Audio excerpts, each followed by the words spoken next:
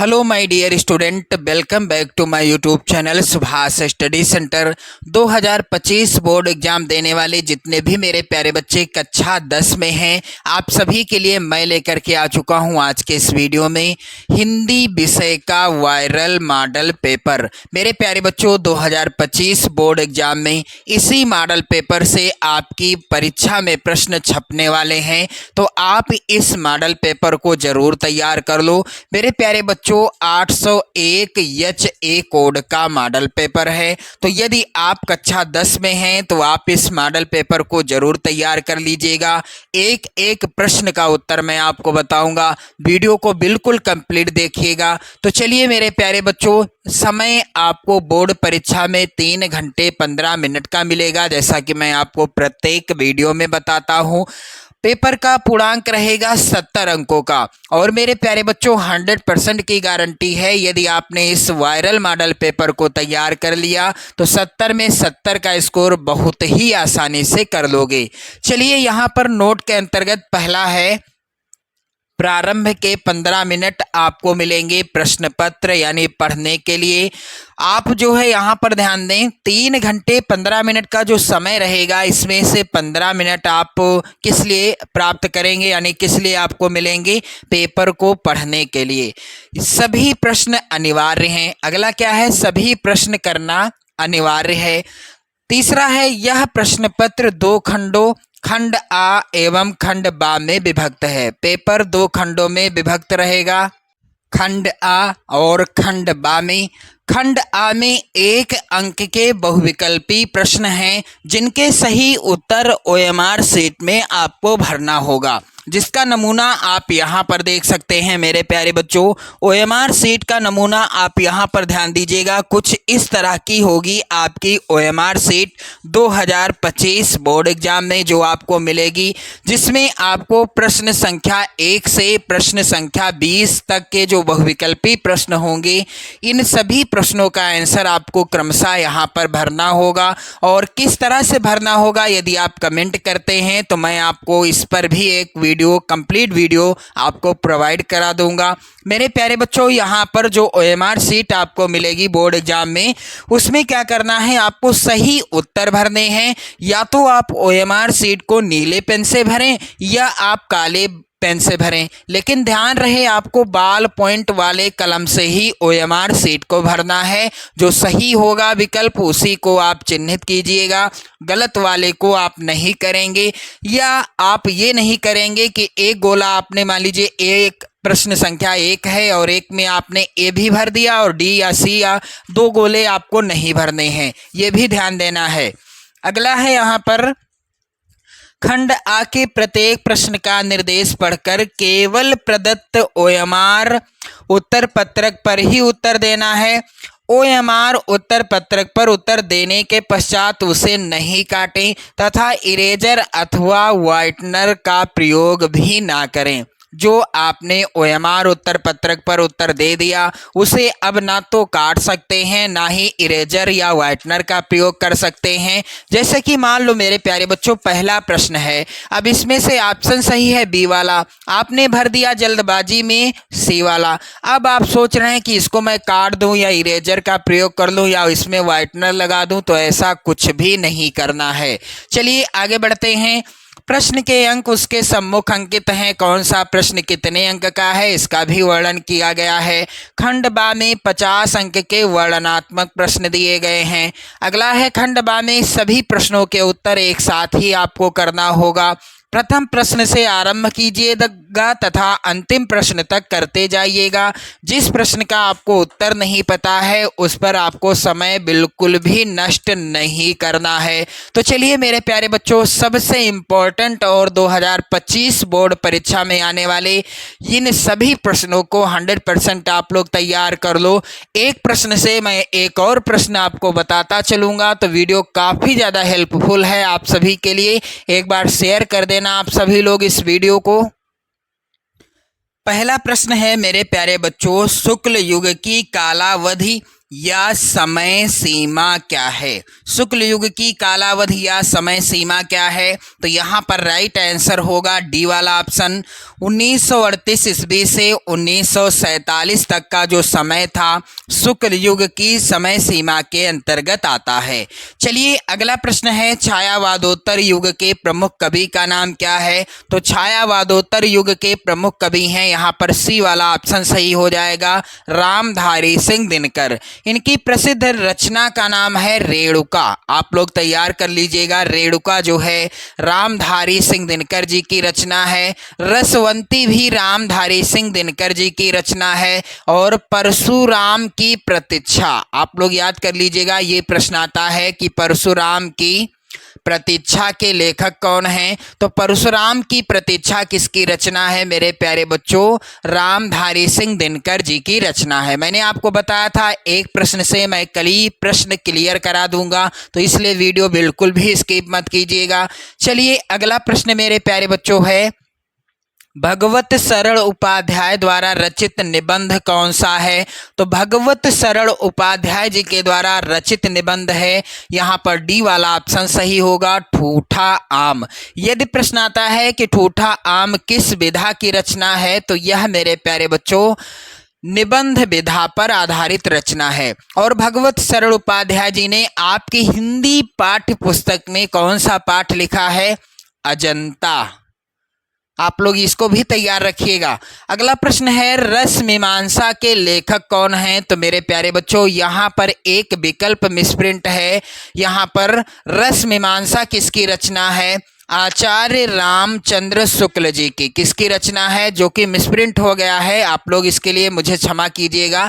आचार्य रामचंद्र शुक्ल जी की रचना है। कौन सी? रस मीमांसा। और साथ ही आप लोग तैयार कर लीजिएगा, चिंतामणि। चिंतामणि भी आचार्य रामचंद्र शुक्ल जी की रचना है। और त्रिवेणी भी आचार्य रामचंद्र शुक्ल जी की रचना है। तो आप लोग इसको तैयार कर लीजिएगा, लिख लीजिएगा कहीं पर, रसमीमांसा आचार्य रामचंद्र शुक्ल जी की रचना है, चिंतामणि और त्रिवेणी भी आचार्य रामचंद्र शुक्ल जी की रचना है। चलिए मेरे प्यारे बच्चों अगला प्रश्न है, शुक्ल युग के प्रमुख इतिहासकार कौन हैं? तो दिए गए विकल्पों में से बी वाला ऑप्शन सही होगा, बाबू गुलाब राय। बाबू गुलाब राय जो कि शुक्ल युग के प्रमुख इतिहासकार हैं, इनकी प्रसिद्ध रचना का नाम आप लोग यहां पर ध्यान दें, ठलुआ क्लब। आप लोग याद कर लीजिएगा, ठलुआ क्लब। ये बाबू गुलाब राय जी की रचना है, बहुत ही प्रसिद्ध रचना है। किस विधा पर आधारित है मेरे प्यारे बच्चों? यह है निबंध विधा पर आधारित। ठलुआ क्लब के लेखक कौन हैं? बाबू गुलाब राय जी हैं। और यह रचना इनकी निबंध विधा पर, हिंदी गद्य की निबंध विधा पर आधारित रचना है। चलिए मेरे प्यारे बच्चों अगला प्रश्न यहाँ पर वेरी वेरी इंपॉर्टेंट है, तार सप्तक का प्रकाशन वर्ष क्या है? तो दिए गए विकल्पों में से तार सप्तक का प्रकाशन कब हुआ था? तो यहाँ पर इसका राइट आंसर होगा डी वाला ऑप्शन, सन 1943 ईस्वी में तार सप्तक का प्रकाशन हुआ था।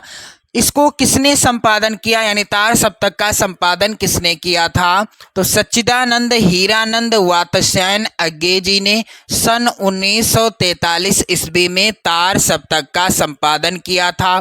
अगला प्रश्न है, साकेत महाकाव्य की रचना किसने की? तो साकेत जो कि महाकाव्य है, इसकी रचना किसने की मेरे प्यारे बच्चों? राइट आंसर होगा मैथिली शरण गुप्त जी ने।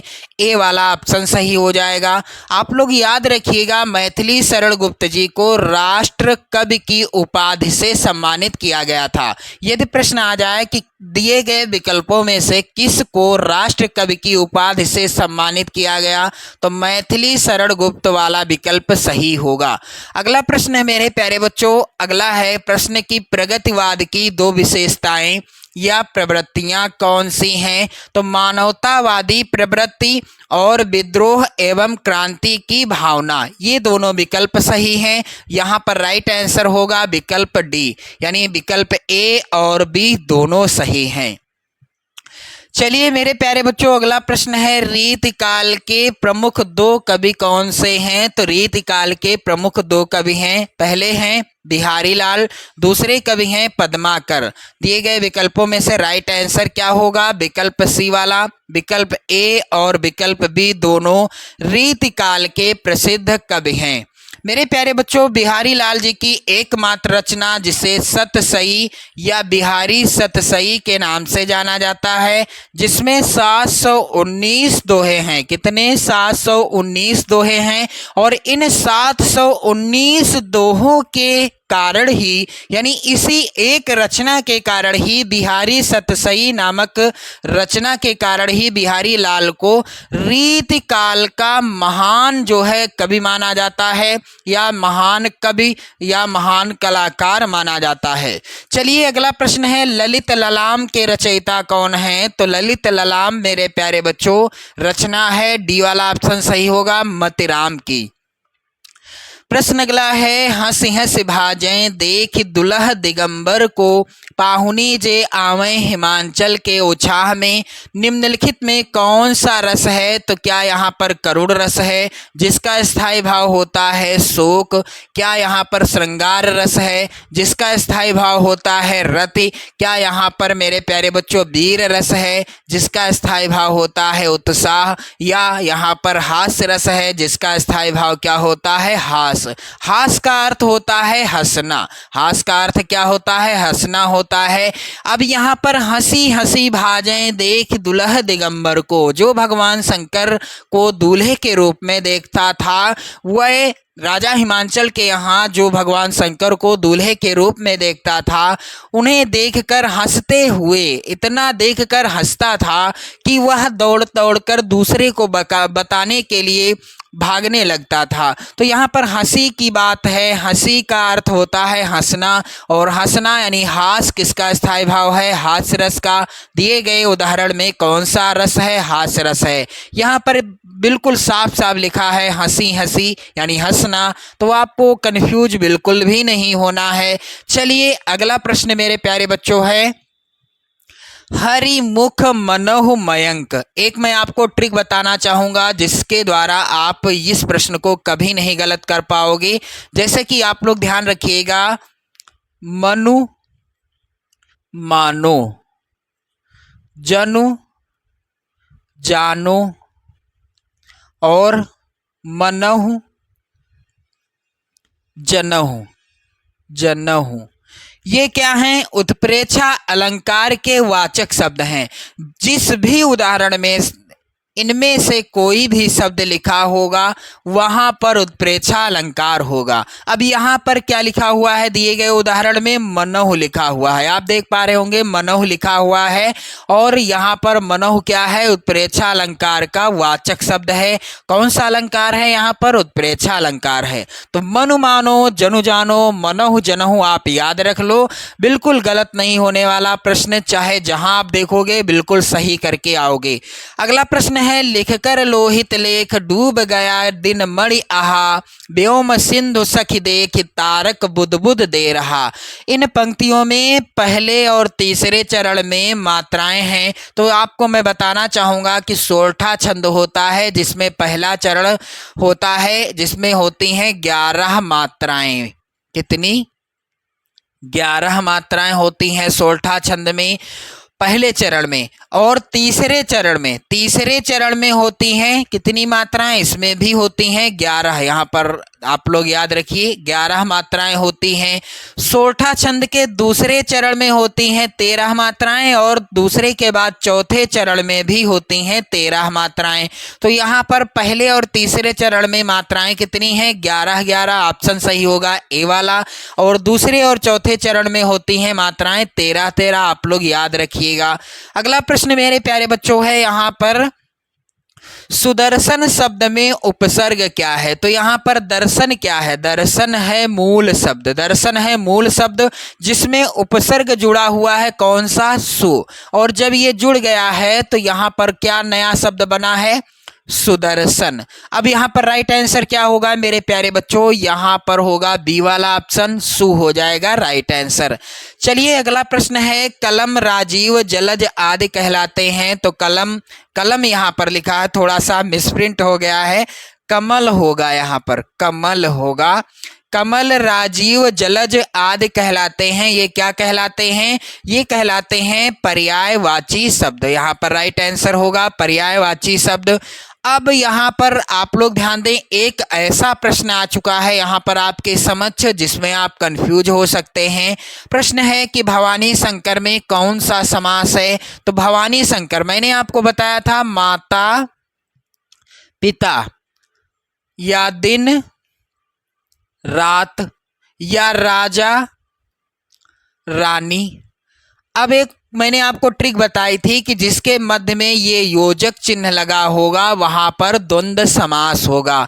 और क्या होगा, पहला पद जैसे माता है, इसमें क्या है, दूसरा पद क्या है, पिता है। दोनों पदों की क्या होगी, प्रधानता होगी, दोनों को जो है बराबर माना जाएगा, बराबर वैल्यू होगी, कहने का अर्थ है।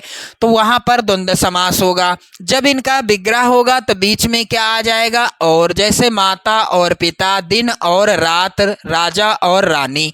अब यहाँ पर ये चिन्ह तो है नहीं। अब आप सोचोगे कि क्या करें, आप इसको बिल्कुल आराम से पढ़िएगा। लिखा है भवानी शंकर, क्या लिखा है, भवानी शंकर लिखा है। तो भवानी शंकर यानी भवानी और शंकर, भवानी माता पार्वती और शंकर भगवान, यहाँ पर दो लोगों का जिक्र है। अब यहाँ पर पहला पद क्या है, भवानी है, पहला पद है भवानी और दूसरा पद है शंकर।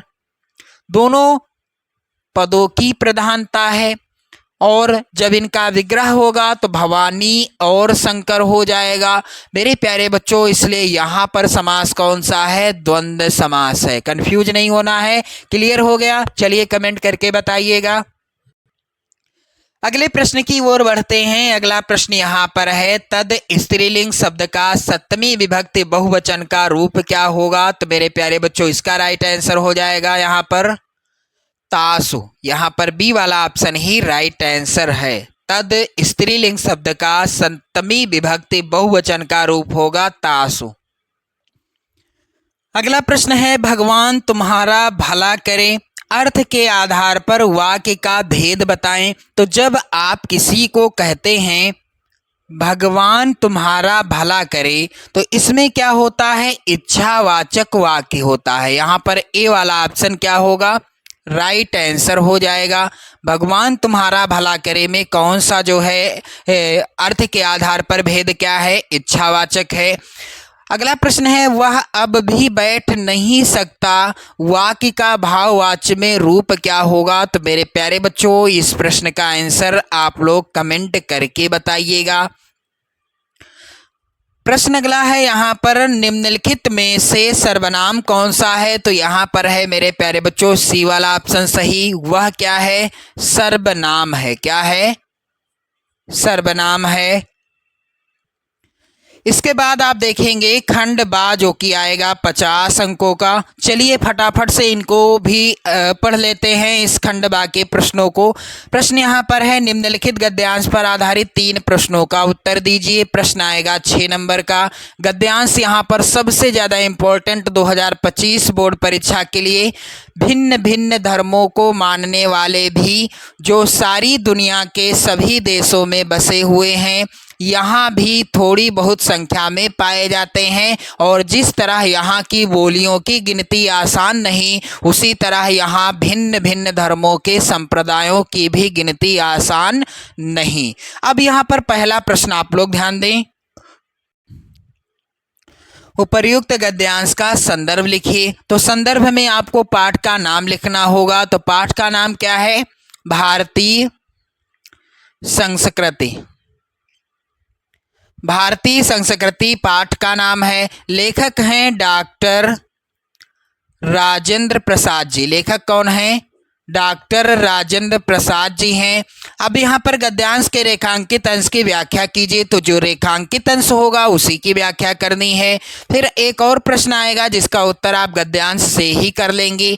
अथवा में भी यहाँ पर गद्यांश है, वेरी वेरी इंपॉर्टेंट है 2025 बोर्ड परीक्षा के लिए। कह रहा है मानव मन सदा से ही अज्ञात के रहस्यों को खोलने और जानने समझने को उत्सुक रहा है।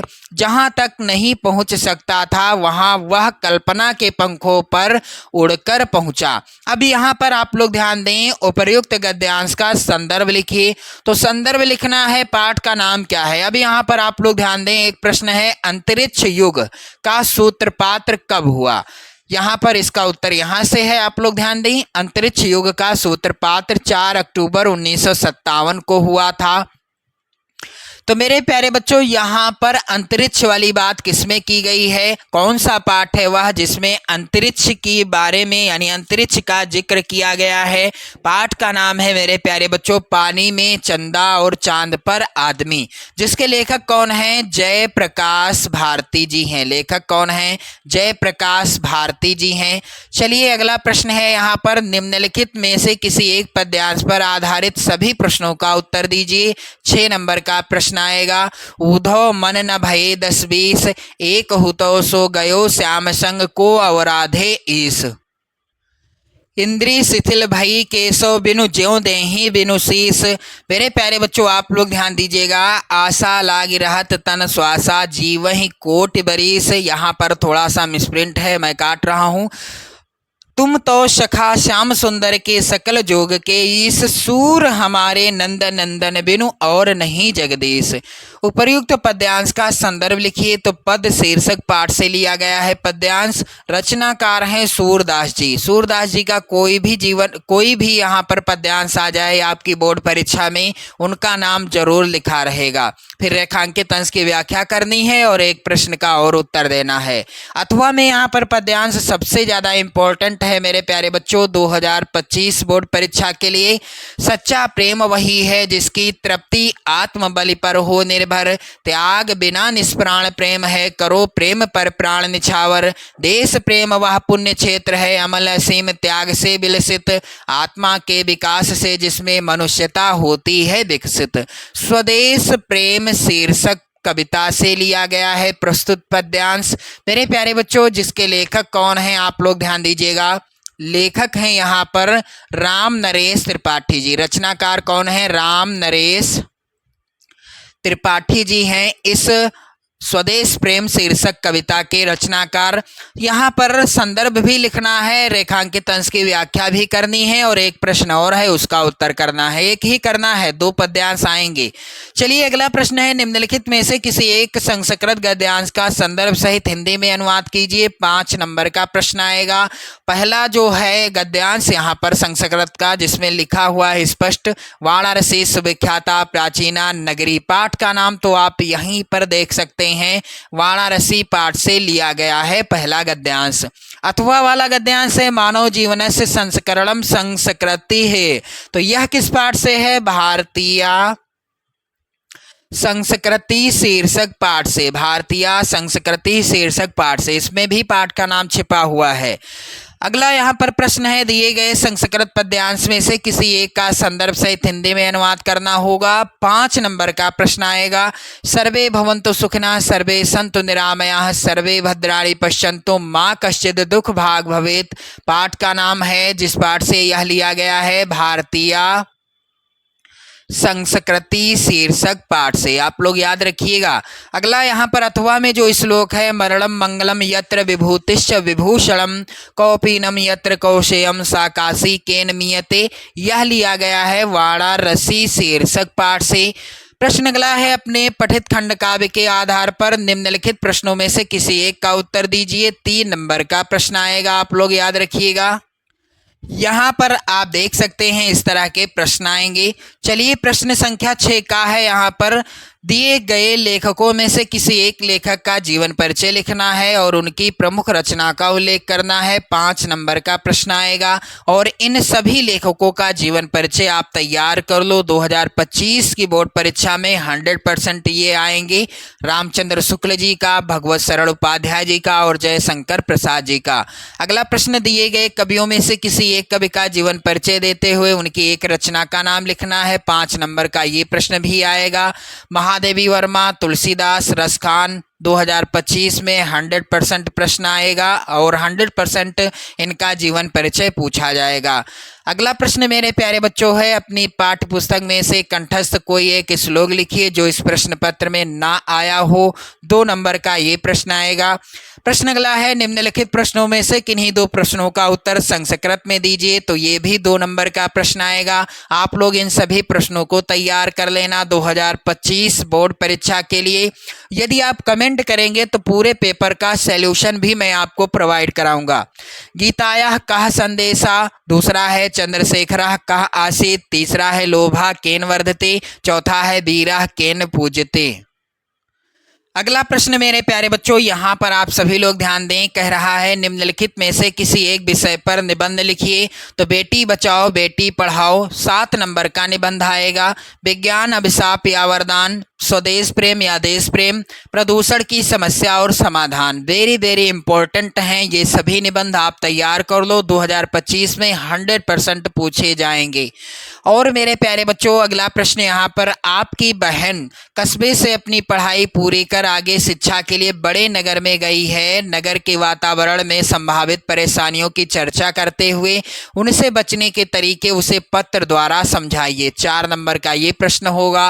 अथवा में है, या तो आप इस प्रश्न का उत्तर दे सकते हो, अपने निवास के आसपास मोहल्ले की नालियों की समुचित सफाई के लिए नगर जनपद के स्वास्थ्य अधिकारी को पत्र लिखिए। तो 4 नंबर का प्रश्न आएगा। इसी तरह का वायरल पेपर आएगा आपकी 2025 बोर्ड परीक्षा में। यहाँ से प्रश्न 100% आएंगे। यदि आप कमेंट करेंगे तो मैं पूरे पेपर को सॉल्व करके आपको बता दूंगा। मेरे प्यारे बच्चों, वीडियो को लाइक कर दो, शेयर कर दो। चैनल पर यदि आप नए हो तो चैनल को भी सब्सक्राइब कर लो। जय हिंद।